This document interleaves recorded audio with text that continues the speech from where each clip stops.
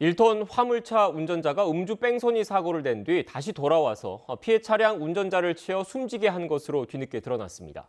가해 운전자는 사고 현장에 아내를 보내서 자수하게 하는 이른바 운전자 바꿔치기도 시도했다가 붙잡혔습니다.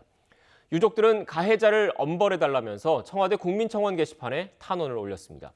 사건을 취재한 기자와 함께 자세한 이야기 나눠보겠습니다. 나현호 기자. 네, 호남 취재본부입니다. 네. 두 차례 음주 뺑소니 사고에 피해자가 숨을 거뒀는데 사고는 어쩌다가 난 겁니까?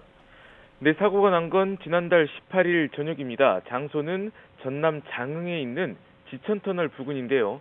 피해자 64살 A씨가 자신의 17톤 화물차를 몰고 왕복 2차로 도로를 운전하고 있었습니다. 그런데 맞은편에서 오던 가해자의 1톤 화물차가 중앙선을 침범해서 돌진했습니다. 이 차량은 피해자 화물차의 옆부분을 들이받았는데요. 사고를 내놓고도 아무런 조치 없이 현장을 떠나버렸습니다. 이후 피해자와 또 뒤따르던 차량 운전자가 차를 세우고 피해 정도를 확인하고 있었는데요. 여기서 참변이 벌어집니다.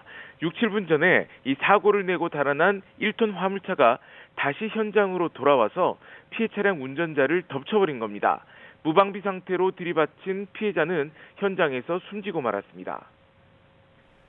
네, 사람을 치었으면 분명히 알았을 텐데 두 차례 사고를 내고도 도주를 했다고요? 네, 그렇습니다. 피해자 추돌 당시 현장에 함께 있던 또 다른 운전자는 다행히 몸을 돌려 사고를 피했는데요. 이 운전자가 사고 직후 신고를 하는 사이 가해 운전자는 유유히 사라집니다. 사람까지 들이받아 놓고는 아무런 조치를 하지 않은 겁니다. 가해 운전자 68살 문모 씨는 가드레일을 받은 것으로 알고 운전을 계속했다는 취지로 진술했습니다.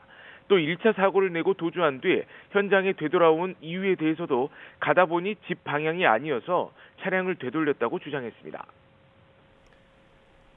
네, 사고를 낸 가해자가 뺑소니를 낸 것 외에도 당시 음주 상태였던 데다가 또 운전자 바꿔치기까지 시도했던 정황이 드러났죠? 예, 그렇습니다. 사고를 낸 차량이 세 번째 현장에 모습을 드러냈습니다. 이번에는 앞서 두 차례 사고를 냈던 문 씨가 아니라 문 씨의 아내였는데요. 문 씨 아내는 현장에 와서 자신이 사고를 냈다고 진술한 것으로 알려졌습니다. 예, 그러나 당시 뺑소니 사고로 인식하고 방범용 CCTV를 확인한 경찰에 의해 덜미가 잡히고 맙니다. CCTV에 찍힌 운전자가 남성이었던 겁니다.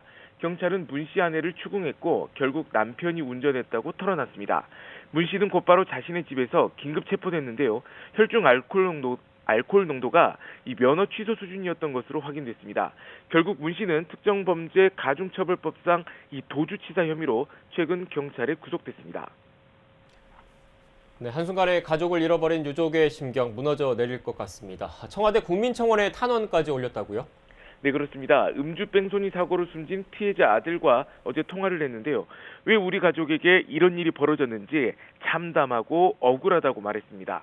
그러면서 가해자가 아직도 혐의를 인정하지 않고 있다며 법정 최고형으로 처벌해달라고 촉구했습니다.